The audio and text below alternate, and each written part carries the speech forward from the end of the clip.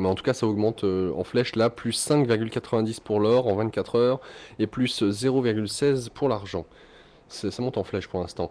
En tout cas, les pauvres Français sont trop riches. Eh ben oui, chers Français, Françaises, nous avons une déclaration importante à vous faire. Écoutez bien. C'est un article Tan, tan, sur tan, tan. RMC. Ouais, écoutez bien. Donc des experts économiques, bien entendu. J'adore les experts. experts. J'adore ce terme expert économique, comme si ça pouvait exister un pseudo-expert économique. Tu vois.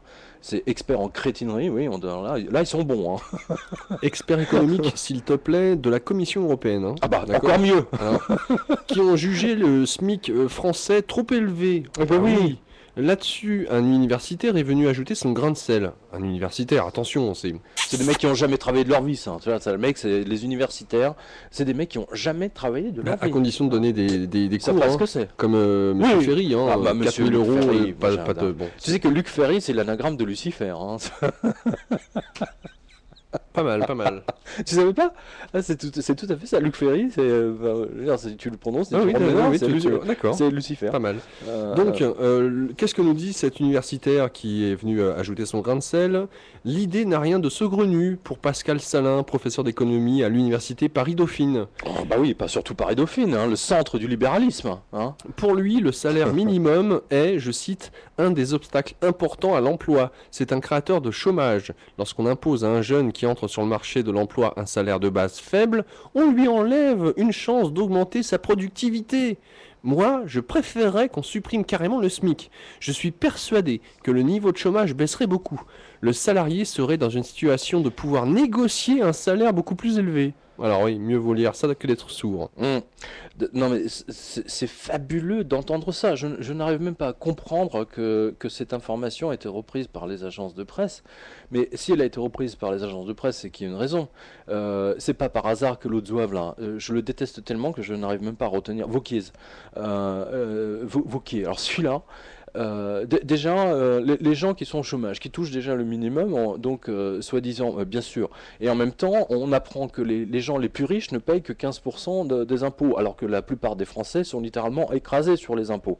Hein, mais bien, Vauquiez, c'est l'illustration parfaite du mec, tu sais, c'est le Robin des Bois pour les riches. C'est je vole les pauvres pour les donner aux riches, quoi.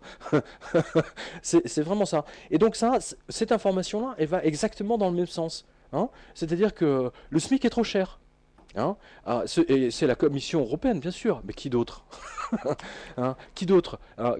C'est quoi la Bruxelles? C'est quoi tous ces commissaires européens, tous ces enfoirés? Hein.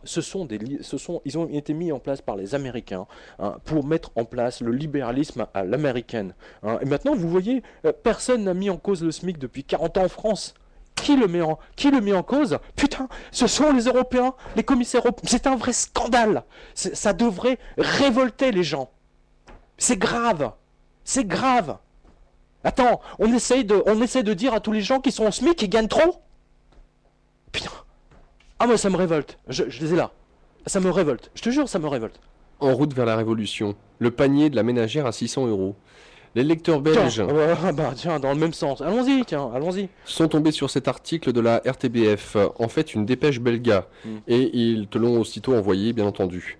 Le panier de la famille, un indice agrégé établi par le CRIOC, C-R-I-O-C, et donnant une estimation des dépenses nécessaires à une famille moyenne au cours d'une semaine, valait début juin 600,91 euros, contre 598,92 début mai et 573,26 en 2008. Selon les fameuses estimations du CRIOC, un ménage moyen doit disposer aujourd'hui de 2603,95 euros par mois pour faire face à toutes ses dépenses. Notez que le CRIOC, comme l'INSEE, sont des gens très optimistes ou sélectifs sur les augmentations de prix. Toujours est-il qu'on y va, lentement mais sûrement. Bon alors, écoutez, je crois que cette information factuelle, comme d'habitude, nous donne une excellente... J'ai toujours dit ici que la révolution en France et ailleurs commencera quand les lobotomisés de la cervelle devant leur télévision n'auront plus rien à manger dans leur frigo. Là, ils descendront dans la rue.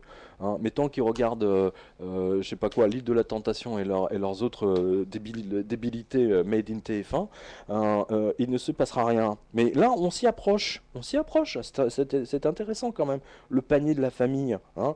Une famille moyenne, hein, donc au cours d'une semaine, donc c'est 600 euros, voilà. Euh, je trouve que les mecs, ils sont quand même extrêmement 598 début mai, ils se foutent du monde, exactement comme l'INSEE, hein, et ils voient pas les mecs de l'INSEE, ils ne vont jamais faire leurs courses. Moi, je sais pas, ou alors ils doivent prendre les prix d'il y a 10 ans, tu vois, c'est pas possible. Tiens, je donne un exemple. Ma boulangerie, donc c'est très factuel, ma petite boulangerie, hein, dans lequel de temps en temps je vais acheter deux friands à la viande. Voilà. Donc c'est vraiment basique, hein, quand j'ai pas le temps de manger, je vais acheter ça. Bon, ça a toujours été 2,50 €. Enfin, le prix, hier j'y suis allé, 2,80 €. Boum. 2,80 €. Hein, voilà. Et c'est pas fini. Et c'est pas fini. Eh bien, Donc avec moi je vois pas très bien comment les familles, parce que l'assistanat c'est très bien, hein, c'est très bien d'assister les gens, c'est très bien de dépenser des centaines de milliards effectivement, mais pendant combien de temps ils vont tenir? Je rappelle qu'en Angleterre, hein, toutes les subventions aux familles nombreuses, aux familles seules, etc., elles ont toutes été supprimées ou en cours de l'être, hein. Pourquoi ils ont supprimé toutes ces aides? Et d'ailleurs, on a vu que la Commission européenne a voté, hein, la suppression de, je sais plus, ils ont baissé de 60% pour les pauvres, hein, c'est tombé hier ou avant-hier. Donc on voit bien que c'est un système qui est complètement libéral, hein, qui est piloté uniquement par le libéralisme, hein, des Greenspan et autres, Alain Minc, Bavrez, hein, et autres. Tiens, justement, tiens, il y a un truc qui est très amusant. Le groupe Bilderberg s'est réuni donc à Saint-Moritz, donc il y a une semaine à peu près. Et justement, il y avait Monsieur Bavrez, hein, qui est le grand éditorialiste du Point, qui fait partie donc du groupe Bilderberg. Donc c'est intéressant. Il y en a d'autres, vous avez la liste. Mais alors, ce qui est intéressant, c'est pas le fait qu'ils se soient réunis à Saint-Moritz, c'est que d'une part, les Suisses, la police suisse, donc a littéralement encerclé la ville pour les protéger, alors que franchement, vous avez 50 Pékins qui viennent parler. Expliquez-nous pourquoi ils ont besoin d'une protection comme si c'était le G20. Bon, première chose. Et deuxième chose, très très intéressante, écoutez bien, 2 diplomates italiens. Hein, donc des diplomates, hein, donc passeport diplomatique, hein, donc l'Italie c'est le pays voisin de la Suisse quand même, faut pas l'oublier, donc veulent entrer à l'hôtel et ils se sont fait rembarrer littéralement par la police alors qu'ils ont le passeport diplomatique. Bon, clairement c'était des espions italiens qui essayaient d'en savoir plus. Donc il y a quelque chose qui se passe en ce moment avec le groupe Bilderberg, parce que si le ministère des Affaires étrangères et le service de renseignement italien, le service d'espionnage italien n'arrivent pas à savoir ce qui se passe, il y a quelque chose qui ne colle plus, hein, parce qu'auparavant toutes ces réunions étaient, je veux pas dire, mais étaient ouvertes aux politiques, aux diplomates, etc. Maintenant non, c'est tout est fermé. Et donc, c'est ce libéralisme dont le groupe, enfin, dont tous ceux qui participent au groupe Bilderberg, je pense notamment à Bavrez, parce que Bavrez, je lisais ses éditoriaux dans Le Point, parce que pour moi, Bilderberg, maintenant, je l'associe à Bavrez, hein, l'éditorialiste. Ce mec a toujours parlé du libéralisme. Alors d'un coup, de temps en temps, il disait oui, ça va être l'apocalypse financière, etc. Parce qu'il fallait bien il voit bien que les trucs donc ont changé. Mais techniquement, ces mecs-là sont les chantres du libéralisme. Hein. Et ce qu'on voit en ce moment, plus que jamais, hein, plus que jamais, ça s'est accéléré. Hein. On l'a vu tout à l'heure, hein, c'est la mise en esclavage du reste de la population. C'est-à-dire que mon sentiment, c'est que nous allons soit vers une mise en esclavage de l'ensemble des Français, soit vers une révolte. Hein, on voit ce qui se passe en Grèce, hein, c'est mise en esclavage des Grecs, hein, soit ils se révoltent, ils n'ont pas le choix. Là, c'est comme pendant la guerre. À un moment donné, il faut savoir choisir son camp.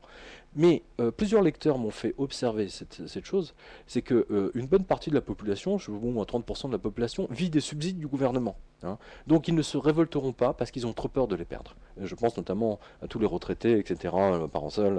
Donc voilà, c'est acheter la paix sociale, payer des gens à ne rien faire. C'est une forme de contrôle, hein, et c'est très juste d'ailleurs, c'est une forme de contrôle. Mais le problème, c'est que le libéralisme se mord lui-même. Et on a vu Wauquiez qui dit maintenant, non, ceux à qui on donne de l'argent devront travailler, etc., etc. Donc ça devient intéressant. Hein. C'est le libéralisme. Wauquiez, pour moi, est le chantre complet du libéralisme. C'est l'exemple typique avec Bavrez. Et on a vu d'ailleurs le Canard enchaîné a rapporté comment à Londres, il était allé à Londres, rencontrer des grands patrons, etc., français et comment il avait essayé de leur soutirer beaucoup d'argent pour son association ou je sais pas quoi. Je l'avais lu dans le Canard enchaîné à l'époque, je me suis bien marré. Mais Vauquiez, il faut le suivre, hein. Il est très intéressant à suivre parce que pour moi c'est le porte-parole du système libéral qui veut mettre la France enfin la France ou les autres pays, enfin je veux dire c'est vraiment comment dire, l'esclavagisme du système libéral, voilà. C'est comme ça que je le vois. Une hausse en velours, puisqu'on parle justement du panier la ménagère, c'est Matt qui nous écrit. Étant un inconditionnel du yaourt, et très regardant sur le prix au kilo, je suis tombé des nues sur la hausse suivante. Le prix du velouté nature de Danone est passé de 1,32 € à 1,74 € le kilo. Et ça, c'est chez Carrefour Market en juin, soit une augmentation de 31,82%, s'il vous plaît, en une seule fois. Le pire dans l'histoire, c'est que Danone a osé mettre une promo spéciale. On pouvait lire en tête de gondole, promo spéciale, 3,47 € le pack de 16 Danone velouté nature de 2 kg. Bizarrement, pas de prix au kilo annoncé sur cette promo. Ouais. Tintin, on voit bien pourquoi la promo revient à 1,74 € le kilo, soit exactement pareil que le pack qu'il y a dans le rayon. Magnifique. Ouais. Pour résumer, en plus de leur augmentation de 31,82%, qu'on prend en pleine tête, ils nous balancent une promo grand foutage de gueule. Honteux, scandaleux. Si j'ai un conseil à donner à tous les lecteurs du blog, lisez bien le prix au kilo avant d'acheter. Surprise garantie. Ah ouais, c'est clair. Surprise garantie. Alors du coup, moi j'ai vérifié, chez Télémarket parce que Télémarket je crois que c'est le truc le plus cher. Hein. Enfin, ça coûte aussi cher que les petites épiceries. Donc chez Télémarket, le yaourt était à 2 €, pardon, le 0,9 le kilo. Ouais, carrément, oui, c'est une explosion. C'est une explosion. Donc, et pendant ce temps-là, donc voilà, nos lecteurs, eux, voient des augmentations sur le yaourt, des choses de machin, ça varie entre 15 et 30%. Hein. Mais l'INSEE, au même moment, les crétins de l'INSEE nous disent oh, il y a eu 0,5% d'augmentation d'inflation. Je propose, je maintiens ma demande de nomination d'Alain Flelou à la tête de l'INSEE. Je devrais faire une proposition que Alain Flelou prenne l'INSEE pour que les gens puissent voir clair au moins les prix. Hein, parce que bientôt, je vous dis, c'est ce que je dis des fois quand je signe des livres en dédicace, hein, c'est Blade Master, elle va vous obliger à ramper pour voir les prix les plus bas. Coup de son.